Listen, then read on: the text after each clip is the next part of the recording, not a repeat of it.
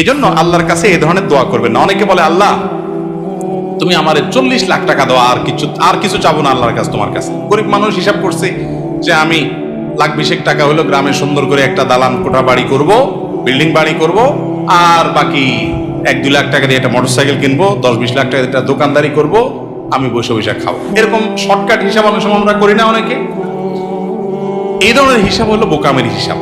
একজনকে আল্লাহ তাআলা একদিনে 10,000 টাকা কামাই দিছে, এরপর তারা আল্লাহ তাআলা এমন একটা অসুখ দিছে যে 11,000 টাকা ওইটাদের বিল আসবে, খরচ হাসপাতালে।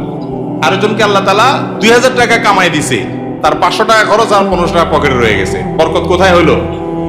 ওই 2,000 এর মধ্যে হইলো না? এই জন্য দোয়াটা সেরকম করতে হয়।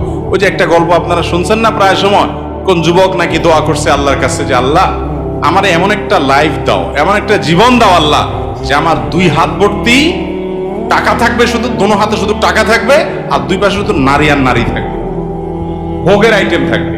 তো আল্লাহ তাআলা তাকে একটা মহিলা কলেজের বা কোন একটা কোম্পানির নারী স্টাফদের বাসের কন্ট্রাক্টর বানায় দিয়েছে।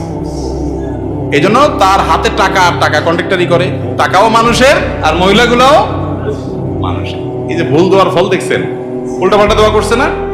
সে দোয়া করবে আল্লাহ আমি তোমার কাছে শান্তি চাই। এখন কোন মেয়েকে বিয়ে করলে আমার সংসারে শান্তি হবে তুমি জানো। আমি যেটাকে দেখে মনে করতেছি এটার সাথে বিয়ে হলে শান্তি হবে, ওইটার সাথে বিয়ে হলে আমার আরো অশান্তি হইতে পারে। পারে কি পারে না? কত তথাকথিত এই যে অবৈধ প্রেমের বিবাহ, কি মহব্বতের সাগর ঢেউ খেলতে থাকে না, এরপরে 2 মাস 4 মাস যাইতে না যাইতে শুরু হয় গৃহযুদ্ধ, বিশ্বযুদ্ধ। ঠিক না? ঠিক। এই জন্য আল্লাহর কাছে কোনো কিছু ফিক্স করে দোয়া করা এটা দোয়ার আদব না। দোয়ার আদব হলো কি, আল্লাহ আপনার কাছে আমি শান্তি চাই, আল্লাহুম্মা ইন্নী আসআলুকাল আফিয়া, আল্লাহ আপনার কাছে আমি শান্তি চাই। শান্তি যেখানে আছে আপনি সেখানে দিবেন। বরকত চাইতে হয়, বরকত। আল্লাহ আপনার কাছে আমি কি চাই? বরকত চাই।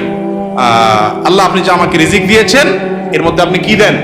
বরকত দান করেন। আল্লাহ যদি বরকত দেন, কল্যাণ দেন, তাহলে অল্পতে কি হবে?